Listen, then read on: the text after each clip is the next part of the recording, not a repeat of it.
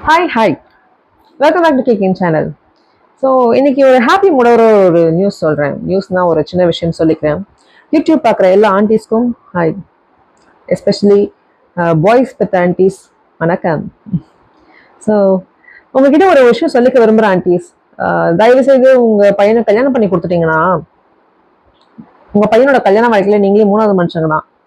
அதனால் தயவுசெய்து உங்கள் பையனுக்கு கல்யாணம் ஆனதுக்கப்புறம் பையன் வாழ்க்கையில் தலையிடாதீங்க. உங்களுக்குன்னு ஒரு லைஃப் இருக்கு, நீங்க அதை வாழுங்க. உங்க பிள்ளைங்க லைஃபை அவங்க வாழ்ந்துக்கிட்டோம், உங்க பிள்ளைங்க லைஃபை நீங்க வாழாதீங்க. ஓகே? ஸோ நீங்க சந்தோஷமா இருங்க, அவங்களையும் சந்தோஷமா இருக்க விடுங்க. மருமகளை போட்டு திட்டாதீங்க, கோவப்படாதீங்க, மென்டல் அபியூஸ் பண்ணாதீங்க. ஏன்னா ஒரு அம்மாவா உங்க பிள்ளை மேல எவ்வளவு பாசம் இருக்கோ அதை விட பாசம் அந்த மருமகளுக்கு இருக்கு.